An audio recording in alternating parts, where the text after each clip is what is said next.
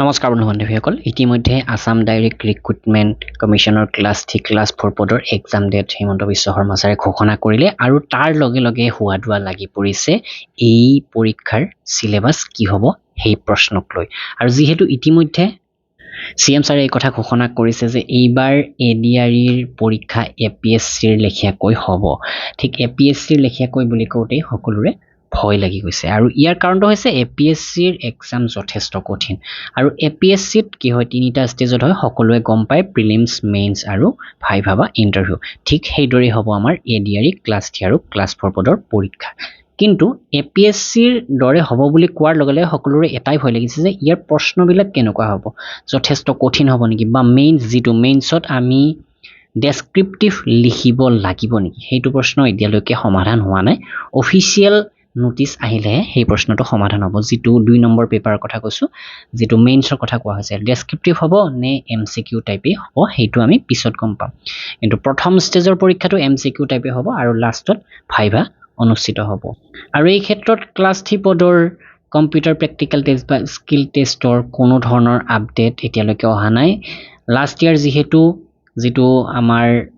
Class 4 পদৰ ক্ষেত্ৰত viva হৈছিল কিন্তু ক্লাছ 3 পদৰ ক্ষেত্ৰত মাত্ৰ কম্পিউটাৰ প্ৰেক্টিকেল হৈছিল তো এইবাৰ কি হ'ব সেই বিষয়ে আমি কম দিনৰ ভিতৰতে গম পাম আৰু আপোনালোকে এই ক্ষেত্ৰত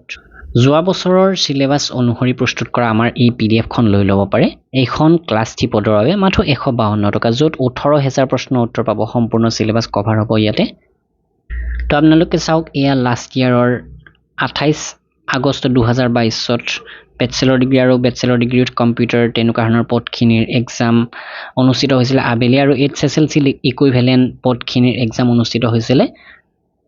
ৰাতিপুৱাৰ ভাগত আৰু একচুয়ালি এইটো যিটো গ্ৰেজুৱেট লেভেলৰ পোষ্ট সেইখিনিৰ আবেলি টাইমত হৈছিল এক্সামটো আৰু ইয়াতে সাবজেক্ট এণ্ড টপিকছ দিছিল অৰ্থাৎ সিলেবাস বুলি ক'ব পাৰো আমি সোশ্যাল ষ্টাডিজ বা সোশ্যাল সায়েন্স এক নম্বৰতে আছিল তাৰ পাছত দিছে জেনাৰেল নলেজ তাৰ পাছত আছে জেনাৰেল ম্যাথছ যিটো ক্লাছ 10 ষ্টেণ্ডাৰ্ড আছিল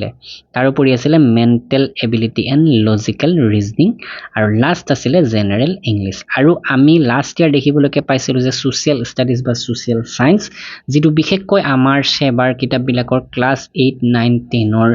সমাজ অধ্যয়নৰ পৰা প্ৰশ্ন উত্তৰবিলাক উঠাই দিছিল জেনাৰেল নলেজ বুলি কতে বিভিন্ন ধৰণৰ জিকে পূৰ্বৰ আপোনালোকে আমাৰ বিভিন্ন কম্পিটিটিভ এক্সামৰ জিকে চাব পাৰে তেনেকুৱা ধৰণৰ আৰু ম্যাথছৰ প্ৰায় 20-25টা প্ৰশ্ন আহিছিল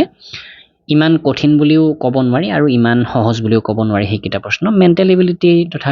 ৰিজনিংৰ কম প্ৰশ্ন আছিল আৰু ইংলিছ গ্ৰামাৰৰ প্ৰশ্ন আছিল আৰু ঠিক তেনেকৈ বেচেলৰ ডিগ্ৰী লেভেলৰ যিখিনি post social studies social science general knowledge logical reasoning and quantitative aptitude reading comprehension আছিল ইয়াতে আৰু ল্যাঙ্গুৱেজ তাৰ উপৰি ইয়াতে জেনাৰেল ম্যাথছ ক্লাছ 10 ষ্টেণ্ডাৰ্ড দিছে আৰু ইংলিছ গ্ৰামাৰটো থাকিব সকলোৰে ক্ষেত্ৰতে ইংলিছ গ্ৰামাৰ দেখিবলৈ পাব গ্ৰেজুৱেট লেভেলৰ খিনিত বিশেষকৈ এটা ডাঙৰ কম্প্ৰিহেনশন দেখা গৈছিল তো এই ধৰণৰ আছিল যোৱা বছৰৰ সিলেবাসখন আৰু এই সিলেবাসত প্ৰশ্নবিলাক বহুত সহজ বুলিও ক'ব নোৱাৰি আৰু বহুত বেছি টান বুলিও ক'ব নোৱাৰি আৰু এয়া আপোনালোকক যোৱা বছৰৰ সিলেবাসটো দেখুৱালো চাওক আপোনালোকে এই সিলেবাসটো হলনি হোৱা দেখিবলৈকে নাপাব এইখিনি বস্তু আমাক কম্পিটিটিভ এক্সামত লাগিব তো এই ধৰণৰে সিলেবাস হ'ব জাস্ট প্ৰশ্নবিলাকৰ লেভেলটো অলপ বেলেগ হ'ব পাৰে আৰু এইবাৰ কম্পিটিশনটো যথেষ্ট হাই হ'ব হেতু গমে পাইছে কাৰণ এই নিযুক্তি যথেষ্ট স্বচ্ছতাৰে হৈছে আমি সকলোৱে গম পাইছো আমাৰ ওচৰৰ বন্ধু বান্ধৱী দাদা বাইদেউ ভাই ভনী বহুতে চাকৰি পাবলৈকে সক্ষম হৈছে লাষ্ট ইয়াৰ আৰু এইবাৰো 2025ত যিহেতু নিযুক্তি দিম বুলি কৈছে কম দিনৰ ভিতৰতে এই পদবিলাকৰ এক্সাম হোৱাৰ লগে লগে সেকেন্ড ষ্টেজ অৰ্থাৎ মেইনছ হ'ব আৰু মেইনছ কোৱালিফাই কৰি আপোনালোকে দিব লাগিব ভাইভা বা ইয়াতে পিছত আমি নোটিছ আহিলে গম পাম স্কিল টেষ্ট দিব লাগে নে নালাগে তো এইখিনি আছিল ক্লাছ 3 পদখিনিৰ সিলেবাস আৰু ক্লাছ 4 পদৰ ক্ষেত্ৰত আপোনালোকে চাওক 21 আগষ্টত অনুষ্ঠিত হৈছিল English social studies maths general knowledge mental ability and logical reasoning তো এই একেখিনিয়ে আছে সিলেবাসত দুয়োটা পদৰ ক্ষেত্ৰত আৰু ইয়াৰ এক্সাম পেপাৰখন যথেষ্ট সহজ আছিল আৰু এই প্ৰশ্নবিলাক কি মাধ্যমত আছিল বুলি নতুন ক্যান্ডিডেটে হয়তো প্ৰশ্ন কৰিব পাৰে এই ক্ষেত্ৰত আপোনালোকে যদি আমাৰ ইবুকখন কিনে তাতে লাষ্ট ইয়াৰৰ গোটেই কেইখন পেপাৰ আপোনালোকে পাব তাতে গোটেই কেইটা মাধ্যমতে আপোনালোকে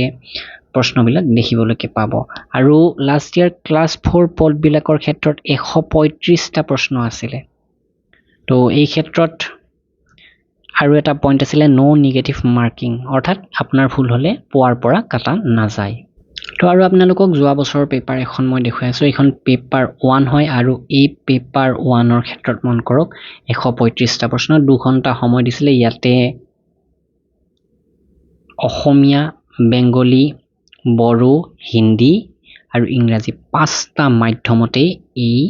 প্ৰশ্নবিলাক আছিলে। তো সকলোৰে সহায় হোৱাকৈ, সকলোৰে সুবিধা হোৱাকৈ প্ৰশ্নকাকত প্ৰস্তুত কৰিছিলে। আৰু প্ৰশ্নবিলাকৰ লেভেলটো চাওক, ইয়াতে 1 লাইনাৰ ধুনীয়াকৈ সহজতে বুজি পোৱা প্ৰশ্ন। কিন্তু আমি যদি গ্ৰেজুৱেট পেপাৰ চাওঁ, সেইখনৰ প্ৰশ্নবিলাক অলপ কঠিন হয়। তো লগতে আপোনালোকে মন কৰক, আমাৰ যিটো এডভাৰটাইজমেণ্ট আছিলে, ইয়াতে চিলেকশ্যন প্ৰক্ৰিয়াৰ ক্ষেত্ৰত কৈছিলে ৰিটেন এক্সামিনেশ্যন কোৱালিফাই কৰাসকলে কম্পিউটাৰ বা ষ্টেনোগ্ৰাফাৰ পোষ্টৰ ষ্টেনোগ্ৰাফি, ড্ৰাইভিং স্কিল এইবিলাক টেষ্ট দিব লাগিব। তো এই ক্ষেত্ৰত এডভাৰটাইজমেণ্টত যিহেতু এইটো আছে, এইবাৰ মে বি ভাইভাৰ সলনি ক্লাছ 3 পদৰ এনেকুৱা ধৰণৰো হ'ব পাৰে স্কিল টেষ্ট, বা চৰকাৰে যি ধৰণে প্ৰস্তুত কৰে কম দিনৰ ভিতৰত ইয়াৰ দীঘল নটিফিকেশ্যন আহি যাব আৰু আমি তাতে সকলোখিনি গম পাম। কিন্তু চিলেবাছৰ ক্ষেত্ৰত আপোনালোকে ভয় খাব নালাগে, যিখিনি চিলেবাছ অলৰেডি আছে, অলৰেডি মই এই ভিডিঅ'টোত মেনশ্যন কৰিলোঁ, তেনেকুৱা ধৰণৰ চিলেবাছেই হ'ব। কিন্তু যদিহে চৰকাৰে এই চিলেবাছখন ডিটেইল দি দিয়ে তেতিয়াহ'লে ভাল হয়। তো নিদিলেও আপোনালোকে ভয় খাব নালাগে, এই চিলেবাছ অনুসৰি ইতিমধ্যে যথেষ্টখিনি প্ৰশ্ন উত্তৰ আমাৰ এই বুকতো প্ৰভাইড কৰিছোঁ আৰু আপোনালোকে বিভিন্ন ঠাইত এইবিলাক সহজতে লাভ কৰিব। আৰু এডিআৰই প্ৰিলিমছৰ বাবে এখন MCQ PDF ইতিমধ্যে আমি প্ৰস্তুত কৰি উলিয়াইছোঁ। তো এইখন আপোনালোকে ল'ব পাৰে। বৰ্তমান এইখন ইংৰাজী মাধ্যমত এভেইলেবল কৰা হৈছে, য'ত অসম জিকে, অসমীয়া ব্যাকৰণ আৰু অন্য যিমানখিনি টপিক আমাক প্ৰয়োজন হয় সকলোখিনি এড কৰা হৈছে। মেথছ, ৰিজনিঙৰ প্ৰেক্টিছ MCQ কিছুমানো দিয়া হৈছে, যিবিলাক আপোনালোকে চাই ল'ব পাৰে। কিন্তু ইয়াতে ডিটেইল সমাধান নাই মেথছ আৰু ৰিজনিঙৰ ক্ষেত্ৰত, কিন্তু প্ৰশ্ন উত্তৰ ধুনীয়াকৈ আছে। তো এইখিনি আপোনালোকে নিজে চাই ল'ব। বাকী এইখন মাত্ৰ 125 টকাত আপোনালোকে কিনিব পাৰে আমাৰ ৱেবছাইট assamgkpdf.com ভিজিট কৰি অথবা ডেছক্ৰিপশ্যনৰ লিংকৰ পৰা। আৰু তাৰ মাজতে কওঁ, ইয়াতে যোৱা বছৰ আমাৰ যি এডিআৰই এক্সাম হৈ গৈছে, তাতে আটাইতকৈ বেছিকৈ আমি দেখিবলৈ পাইছোঁ ছ'চিয়েল চায়েন্স। আমাৰ ছেবাৰ কিতাপৰ পৰা 8, 9, 10ৰ কিতাপৰ পৰা অসম জিকেখিনি যথেষ্টখিনি সংগ্ৰহ কৰিছিলে, অসম জিকে। আৰু সেই অসম জিকে ছেবা কিতাপৰ পৰা সংগ্ৰহ কৰি এইখন প্ৰস্তুত কৰিছোঁ আমি। 7500 প্ৰশ্ন উত্তৰ আছে। অসম জিকেপেডিয়া নাম দিয়া হৈছে। আপোনালোকে ৱেবছাইটত আপোনালোকৰ আছাম জিকেপেডিয়া মাৰি দিলেও এইখন পাই যাব। আমাৰ ৱেবছাইট আছাম জিকেপেডিয়ালৈকে ৰিডাইৰেক্ট কৰা হ'ব আৰু 149 টকাতে এইখন PDF কিনি ল'ব পাৰে। সম্পূৰ্ণ অসমীয়া মাধ্যমত আছে। অসমীয়া ব্যাকৰণকে আদি কৰি অসম জিকেৰ সম্পূৰ্ণ চিলেবাছ কভাৰ হ'ব। কোনো টেনশ্যন নোহোৱাকৈ আপোনালোকে অসম জিকে ক্লিয়াৰ কৰিব পাৰিব এই PDFখন পঢ়ি। তো এইখিনি আছিলে এই ভিডিঅ'টোত আপোনালোকক জনাবলগীয়া। তো আপোনালোকৰ মতামত জনাব আৰু আগন্তুক কি জানিব বিচাৰে সেই বিষয়ে কমেণ্ট কৰি জনাব পাৰে। আৰু আগন্তুক সকলো ধৰণৰ নটিফিকেশ্যন পাবৰ বাবে আমাৰ চেনেলৰ লগত জড়িত হওক। লগতে আমাৰ হোৱাটছআপ গ্ৰুপ আছে ডেছক্ৰিপশ্যনত, হোৱাটছআপ গ্ৰুপত জইন হওক। ধন্যবাদ।